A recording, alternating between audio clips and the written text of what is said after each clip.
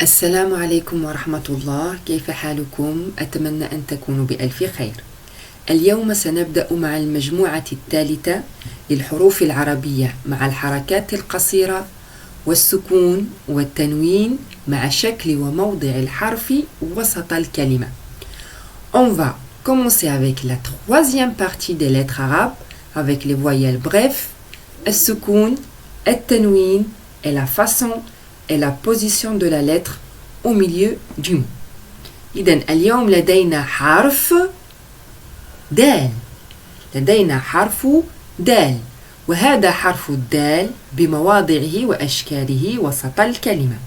سنضيف فتحة لحرف الدال وسنقرأ دا دا دا. الآن سنضيف ضمة لحرف الدال وسنقرأ دو دو دو. الآن سوف نضيف كسرة لحرف الدال وسنقرأ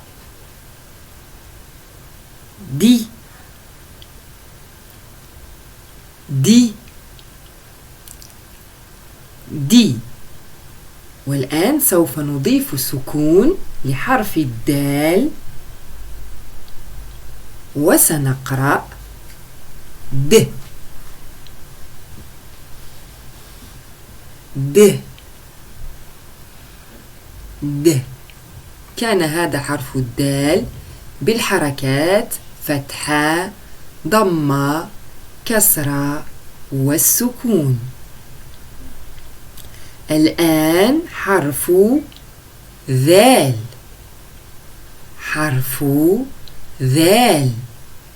وحرف الذال من الحروف اللثوية. نخرج لساننا قليلا. On sort un peu notre langue pour le prononcer.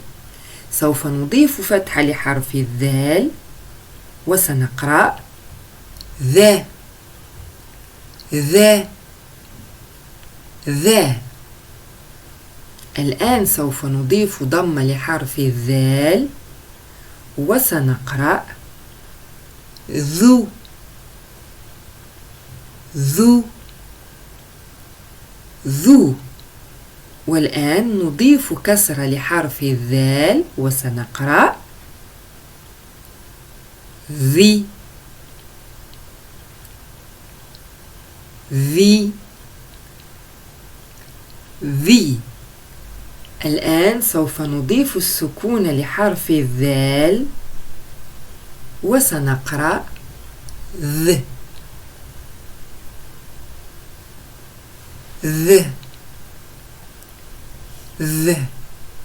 كان هذا حرف الذال بحركة الفتح والضم والكسر والسكون.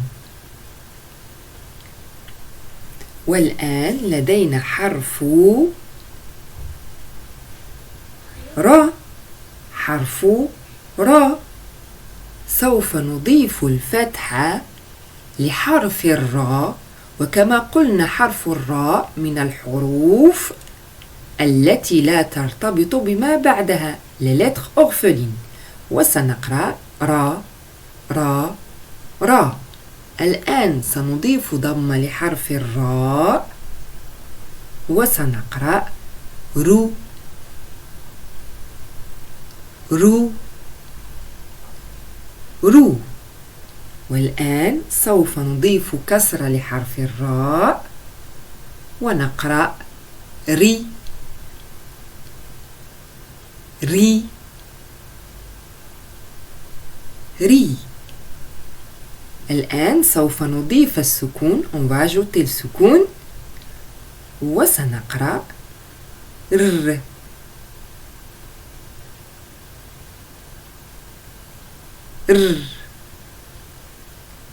ر.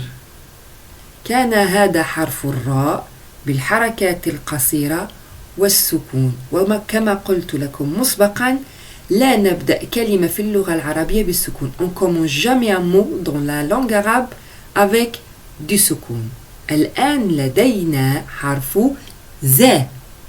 حرف ز وهو أيضا من الحروف التي لا تتصل بما بعدها. Il fait partie aussi des lettres orphelines qui ne s'attachent pas avec la lettre qui le suit. سوف نضيف فتحة وسنقرأ زا زا زا. الآن سوف نضيف ضمة. On va ajouter ضمة وسنقرأ زو زو زو. والآن سوف نضيف كسرة لحرف الزاء. On va ajouter كسرة لحرف الزاء et on va lire زي زي زي. الآن سوف نضيف السكون. On va ajouter le سكون وسنقرأ ز ز ز.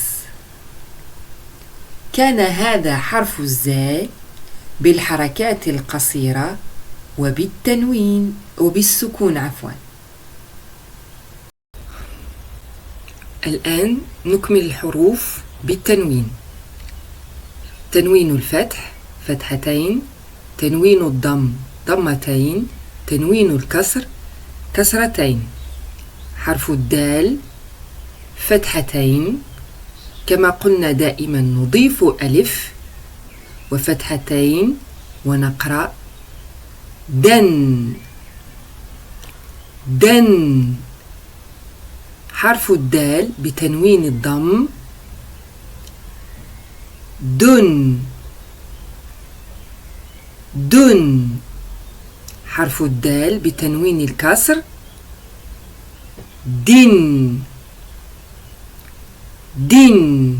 كان هذا حرف الدال بالتنوين دن دن دن. وهنا نرى حرف الذال بتنوين الفتح ودائما نضيف الألف. on n'oublie pas le ألف. ذال بتنوين الضم، ذال بتنوين الكسر ذن ذن ذن ذن ذن ذن. On n'oublie pas quand on prononce حرف الذال on sort un peu notre langue.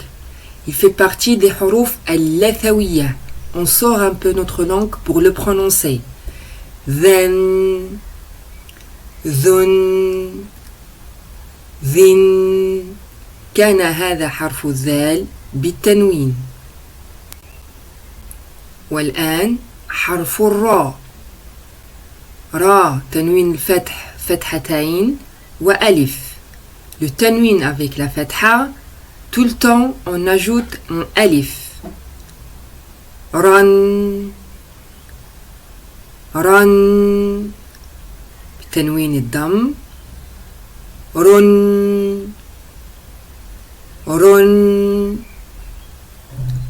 را بتنوين الكسر رن رن. حرف الراء بالتنوين رن رن رن. والآن حرف زا. زا فتحتين ونضيف الألف. زا avec تنوين الفتح on ajoute tout le temps un ألف. زن زن. تنوين الضم ضمتين زن زن. تنوين الكسر زن زن. كان هذا حرف الزاء بتنوين الفتح والضم والكسر زن زن زن. والآن سوف نرى أشكال الحروف وسط الكلمة ومواضعها. Maintenant, on va voir l'emplacement de la lettre au milieu du mot et comment elle s'écrit. هذا حرف الدال أول الكلمة وسط الكلمة آخر الكلمة.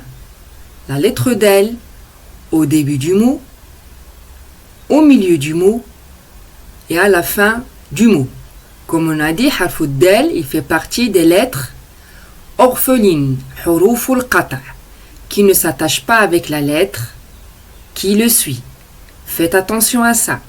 On a dit il y a 6 lettres paresseuses qui ne s'attachent pas avec la lettre qui les suit. On a vu déjà حرف الألف. Aujourd'hui, on voit حرف الدال et حرف الذال, حرف الراء et حرف الزاء. Il nous reste un harf, on va le voir après, c'est حرف الواو. Faites attention, ces 6 حروف-là, ils ne s'attachent pas avec la lettre qui les suit. Regardez, comme ici.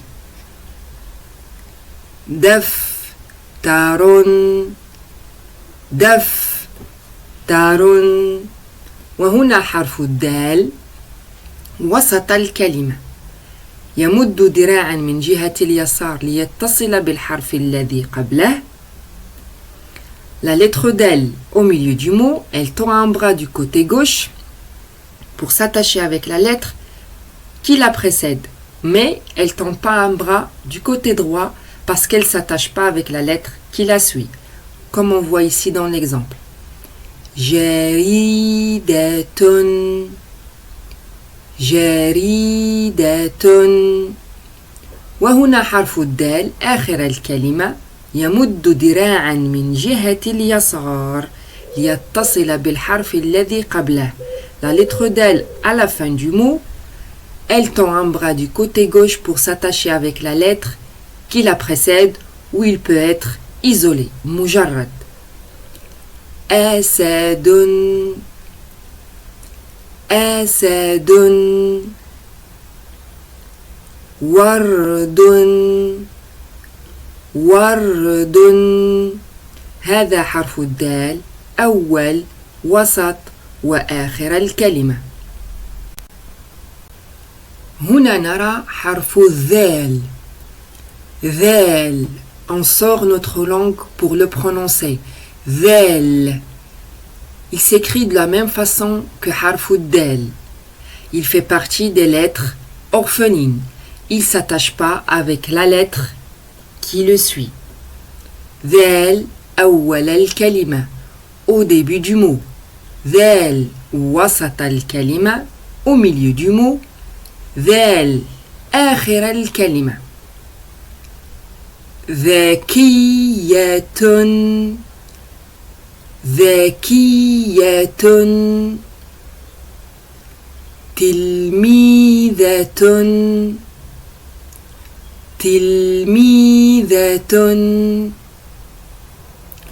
تلميذ تلميذ. رذاذ رذاذ رذاذ. هذا حرف الذال أول الكلمة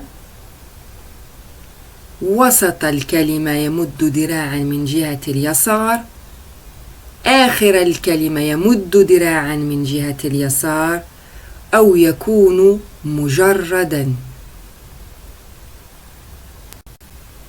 والآن حرف الراء. حرف الراء أيضا من الحروف التي لا تتصل بالحرف الذي بعدها. حروف القطع.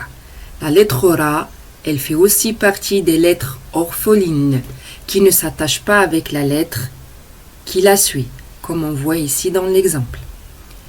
La حرف الراء au début du mot. أول الكلمة. حرف الراء وسط الكلمة au milieu du mot. آخر الكلمة à la fin du mot. رحب رحب. فرحة فرحة ياسر ياسر قطار قطار أول الكلمة وسط الكلمة آخر الكلمة au début du mot au milieu du mot à la fin du mot. هنا حرف زا زا أول الكلمة وسط الكلمة وآخر الكلمة. حرف الزا ينتمي إلى حروف القطع الحروف المشاكسة التي لا تتصل بالحرف الذي بعدها. La lettre ZA, elle fait partie des lettres orphelines qui ne s'attachent pas avec la lettre qui la suit. ZA أول الكلمة au début du mot, ZA وسط الكلمة au milieu du mot, آخر الكلمة. زهرة زهرة حزام حزام أزير أزيز أزيز وهنا آخر الكلمة أرز أرز. حرف الزاء أول الكلمة حرف الزاء وسط الكلمة يمد ذراعا من جهة اليسار آخر الكلمة يمد ذراعا من جهة اليسار وآخر الكلمة يكون مجردا isolé. كان هذا حرف الزاي بمواضعه وسط الكلمة وبأشكاله المختلفة.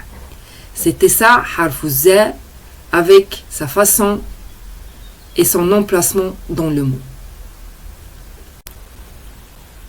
الآن سنقرأ كلمات بالحركات الثلاث. On va lire des mots avec les 3 voyelles. Dans la première partie, on a vu des mots avec la fatha. La deuxième partie, on a vu des mots avec fatha et kasra. Et là, avec les 3 voyelles. Fatha, damma, kasra. سوف نقرأ كلمات بالحركات الثلاث. فتحة وكسرة وضمة. لنبدأ على بركة الله. كما قلنا دائما نحلل الكلمة إلى مقاطع ثم نقرأها. On décompose le mot en lettres et après on lit le mot. عين ضمة عو را كسرة ري عوري فا فتحة فا عوري فا عوري فا. Répétez. عولي فا عولي فا. نقف نقف قسم قسم يسم يسم دخل دخل. أحسنتم. عصر عسر نكس نكس قضي قضي يصف يصف دعي دعي. أحسنتم. Très très bien. عظم عظم. أحسنتم. نكل نكل كبت كبت. أحسنتم. أحسنتم. يصل. يصل. دفع. دفع. عقد. عقد. نلج. نلج. كبر.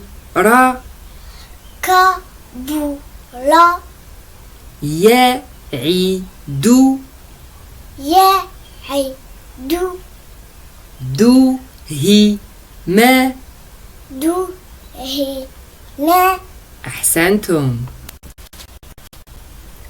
On va continuer à lire les mots et vous allez répéter après moi. Vas-y. جمع. جمع. ذكر. ذكر. زرع.